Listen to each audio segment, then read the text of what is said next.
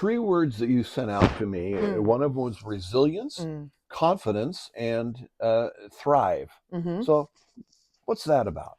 Well, resilience is, really that thing we're trying to cultivate in all our young people, right? The ability to encounter difficulties, challenges, conflicts, and have that kind of inner strength and the skills to navigate that and be able to face those things head on, know that they can get through it, and then live their best life.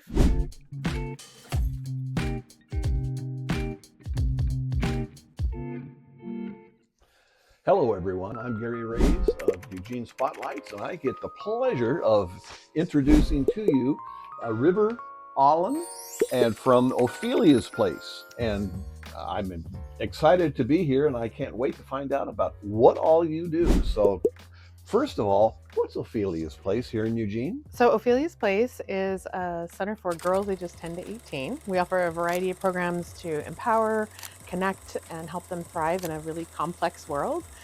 We've been here since 2005 doing that great work, and I'm really excited to be here talking to you. Well, I know that I've talked around the community and asked, have you heard of Ophelia's place? And they all said, oh, yes.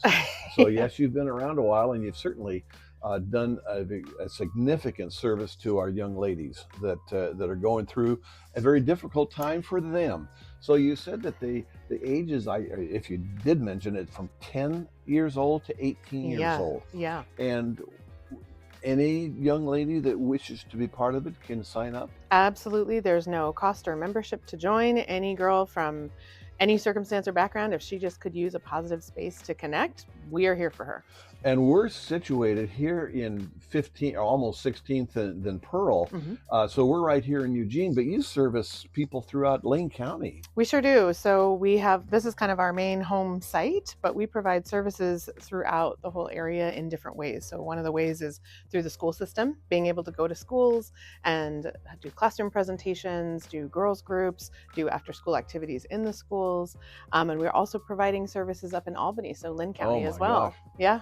And that was the question I had, because we talked about the girls coming here for support, Yeah. but we're not talking about school itself. They still go to school, so they come here after school for the most part. Do you have weekend activities We or? sure do. We have weekend activities. We also do summer camps, day camps that are Okay. 4 days long. And so it really is powerful to be able to have a community they can come to, but also be providing those services out where girls are. And that's where that school program is so crucial, being able to be there in the environments that they're in most of the day. So that's kind of great to be able to meet them in all those different places. Three words that you sent out to me. One of them was resilience, Mm. confidence, and thrive. hmm So, what's that about? Well, resilience is, really that thing we're trying to cultivate in all our young people, right? The ability to encounter difficulties, challenges, conflicts, and have that kind of inner strength and the skills to navigate that and be able to face those things head on, know that they can get through it, and then live their best life. So I think that's how I see resilience, and I think something that we really try to foster. You said confidence? Was that the other? Yeah. Yes, building self-confidence. Self-confidence. And I Certainly. think especially for our girls who are kind of inundated with a lot of really complicated information, they're dealing with complicated school social stuff, they're dealing with social media, all of those things that can really take a ding on a girl's confidence and make her doubt herself. So anything that helps her recognize and see her own strengths and talents and realize that she's valued for who she is, that confidence is going to carry her through her whole life, right? Well, I totally agree. And I mentioned to you earlier, I used to be a middle school teacher, and I know that young ladies have a real struggle at that time frame, that age bracket where they don't know really how to act or what they're supposed to do, and they are faced with so many different issues, of which social media is the bigger one yet. And I didn't have to deal with that as much because Nor I I. retired from teaching quite a while ago. So I didn't have to deal with social media, but that is a very big presence right now. Yeah. And they are getting information that's not always accurate on social media. Absolutely. Yeah, and I think it's in some ways it's not, it's not that different than the way we grew up with lots of advertising and complicated messaging, but it's the volume, just the sheer amount of constant information. And it's tough. Social media can be a really powerful way for girls to make friends and connect and find community, but it can have this other side too where, yeah, how do you parse what's real, what's not, what's healthy, what's not? and the fact that they can be reached kind of at all times and in all places because we carry the internet in our pocket, Yes, we do. So, And you're faced, or not faced with, but you service, help mhm. girls from 10 years old, Yeah, and you also help girls at 18. yeah, That's a big difference. sure is. I mean, at 18, they're basically becoming adults. Exactly. And so, are the girls in a togetherness part, or are they separated, or how does that It's work? kind of both. We've really, from the beginning, felt like there's a huge advantage in girls of different ages being together. Those younger ones can kind of see that these older girls have made it through some similar hard times or can offer advice and support. The older ones get to kind of be that supportive older Yes. girl they wish they'd had without feeling like they're caretaking or like babysitting. So there's that kind of mutuality and connection I think is super important. And there's absolutely going to be times where some specificity, right? Being able to pull out a Sure, group sure. just for teens, for example, allows them to kind of connect over that shared experience and have those conversations. So we try to kind of have both. The building confidence is so important, self-confidence. Yeah. And so I look around your office, and we'll take some pictures of the various facilities that you're able to encompass. But there's a lot of things here that you are able to allow children through almost adults to Yeah. be able to experience. But building self-confidence, do you have counselors here, or? We sure do. So one of our other programs is our therapy program. And so we're able to offer goal-focused, strength-based, trauma-informed therapy to girls at a sliding scale. So if there's no barrier to a girl wanting some of that support.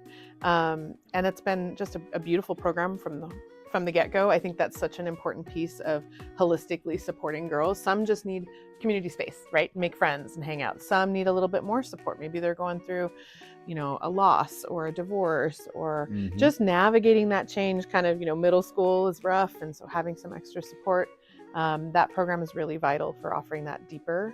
Well, and the divorces are connection. certainly prevalent as well, and Sure. broken families. You have counselors to help deal with that. You've Mhm. been here since, I think you said 2005. That's when we opened, yeah. So 20 years this year. where does the support come from?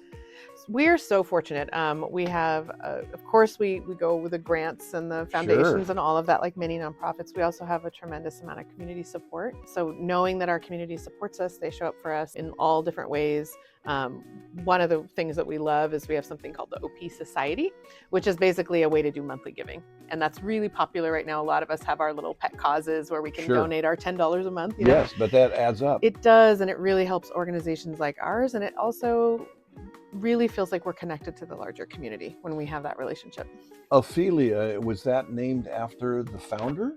No, our founder, Rosaria Hogland, who is now retired, but she was a chemist, an amazing, inspiring woman. From? Italy originally. Okay. And then Okay. she moved, and she lived here for a long time. When you say here, Oregon. Oregon. Yes. Okay. Yeah. Okay. And then the name kind of came from a couple different places. One, certainly the play Hamlet, where we see, a really tragic outcome for Ophelia. She didn't have community support. She didn't have strong female role models. She didn't have that kind of encouragement, which led, of course, to a really sad end. But also, I think about, there was a book that came out in the 90s called Reviving Ophelia, that was really looking at what happens with young adolescent girls and where their struggles are, and really talking about the need for positive community space and great role models and believing that they can do whatever they want. And so we kind of looked at all those different influences as a way to say, like, had Ophelia had this place, I bet she would have done amazing things. So that's kind of a part of our story. Well, it's a good story. The fact that there's such a need in all communities to help that segment of the population. Oh yeah. And a lot of parents are they're working, they have their issues, and sometimes as I have found when I was in middle school as a teacher, that a lot of young girls are a little shy about bringing their problems up and being able to express them, that they keep that down under. Yeah. And here you provide a place where they can just open up and have a friend or someone to talk with. Absolutely. And I think, again, the school programs in addition to doing classroom presentations for all students around topics like bullying prevention and healthy friendships, we also do girls empowerment groups in the schools. And so that's the same group of girls meeting for 8 weeks and building that trust and having that space to talk about the things that maybe are a little hard to talk about, or but with trained adult facilitators there to kind of shepherd them through that conversation and let them feel seen and heard. So, you know, and that's what we're doing here after school as well. But I think having that range of ways to connect and help them feel like, yeah, these are things you can talk about. We can support you. It's now, let's pretend it's summertime and the girls are not in school. Yes. Do they still have a facility that they can? Sure do. They can come here and. So as I mentioned, we do the summer day camps, Okay. And we try to do lots of different themes based on their interests. So, you know, a lot of them are really into art. Some might like theater, some might like science, but then they also still have the drop-in space. So even if they don't want to come to camp, they can come and just hang out in the afternoon, or if they want to do both, they can do that. So yeah, we're still here. So you have this program that has serviced girls since 2005. Tell me, how many girls, this is just a rounded number, how many girls do you think you have served per year? It's a tough number to generate because it changes. Yes, we course. usually say, you know, probably I don't know, 250 to 300 in a year in different capacities. I'll say this, when I was hired in 2011 to when I changed jobs in 2009, here I have a different position, I did almost 1,000 intake orientations. So that's 1,000 unique girls that came through this door, learned about services, and had access to us. Now, of course, not all of them chose to, but that's just in that one period of time. So I think our reach is very wide. I think we've seen a lot of girls and supported a lot of girls. And it's not like it's measurable. In right. other words, you don't know your little comment that you made to this young lady when she was 13 years old. You don't know the results, but that particular conversation may have helped her throughout many years in going forward. Yeah. Well, as a teacher, I'm sure you know. Oh, yes. We sometimes say, you know, we plant the seed. We don't always get to see the flower, but we know that it's important that we're planting those seeds. And I think that I've had so many experiences of watching girls during little parts of that journey and growth. And then every now and then I get to see them later as adults and hear kind of how their life has gone. And that's just very beyond rewarding. Yeah, it's priceless. So there are so many people in our community that love to contribute financially to the kinds of things that you're doing. Tell our audience how they would be able to get a hold of you if they wanted to contribute in some fashion. They absolutely can go to our website, opheliasplace.net. It's really easy if you wanted to do OP Society and sign up to be a monthly donor. You can come by our location at 1577 Pearl Street. We have a winter wish list. So those are things we can kind of always use that help the girls have fun with their activities. We're looking for snacks, art supplies, you name it. We have a whole list of that stuff. So, you know, if people prefer to give kind of tangible things, that's one way. I think OP Society is great. You're always welcome. We're never going to say no to a check, right? You know, that's always helpful. So check in the website. They can email info@opheliasplace.net. Give us a call. We're here. We're ready. We want to meet you. We'll have that information on our site here. Absolutely. So you'll be able to contribute. We also have some pretty fun activities. We do fundraisers in the community that we try to make really like fun and engaging. We have one right now called Hopscotch. So there's different pop-up, like a pint night or like a restaurant thing where you can go and have your dinner with your friends, and a percentage of the money will come to us. And if you want to kind of keep track of the ones you go to, there's a potential to enter a raffle at the end of the year. So we're trying to make it's fun, but it's also about really connecting. We want our community to get to know us. We want to get to know you. There's lots of different ways to do that. Well, this has been just an exciting experience for us to walk through here and see all that you've accomplished, or have the ability to accomplish, I should say. And we now know where we can come to visit if we wish to. Please. We also have a place to send donations to if we so choose. So, River, I appreciate very much all you do. Thank you. And again, feel free to come by and visit and see the types of things that are really helping our youth. So until then, this is Gary Raze with Eugene Spotlights, and we'll talk soon. Take care.